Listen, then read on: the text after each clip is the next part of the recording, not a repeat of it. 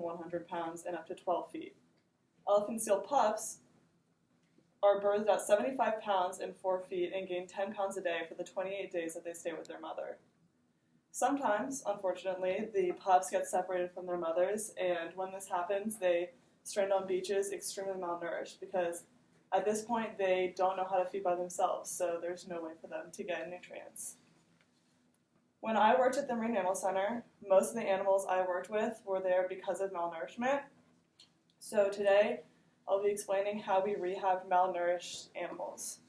So it takes 2 steps, which is restraining and tubing, and I will be going into those in the rest of my speech. So the first step to restraining is taking a towel.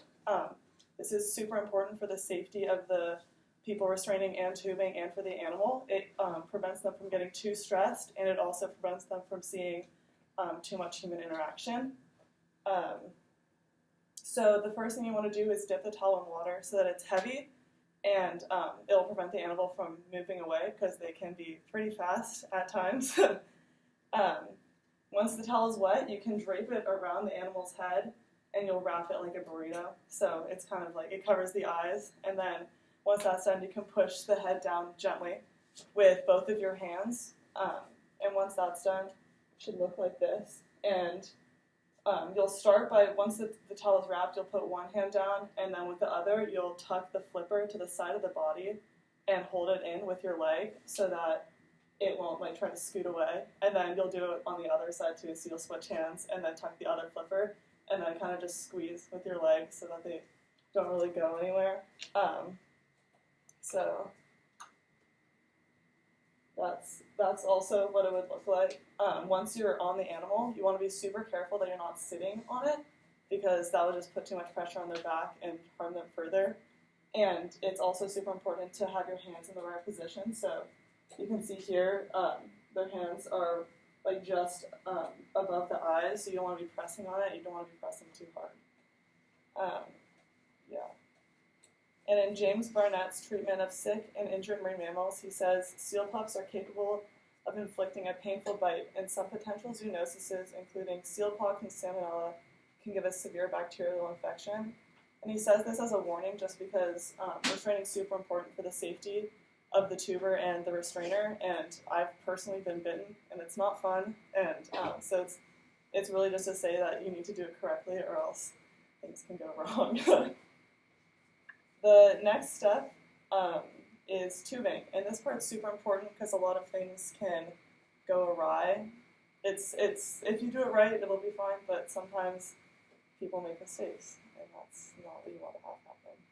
So tubing essentially is when we're giving the actual nutrients to the animal. So we make a formula, and according to an article published by the Marine Mammal Center, published and written by the Marine Mammal Center, northern elephant seal pups that are not yet weaned are given elephant seal formula, and the formula is comprised of milk matrix 30/55, water, herring, and fish oil.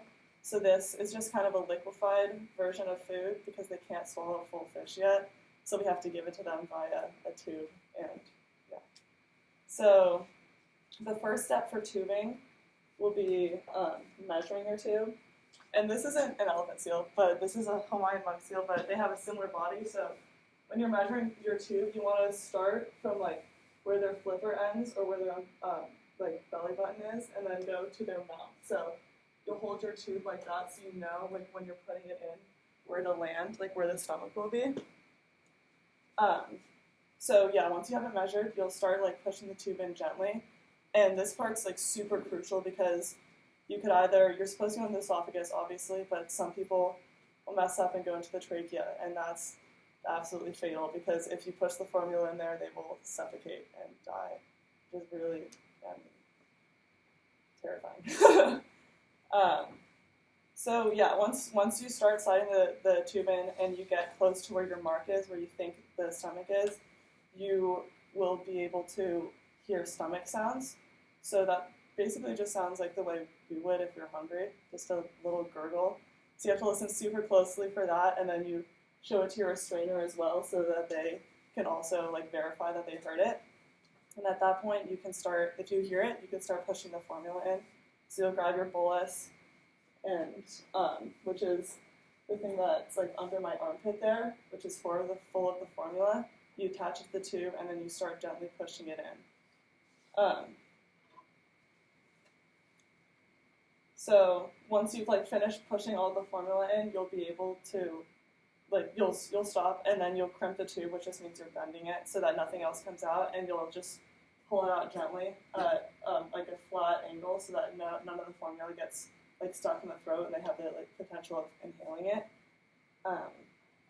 So yeah, at this point you will have tube and elephant seal. That would involve like the restraining portion, and obviously the actual doing of the like putting the formula into the tube.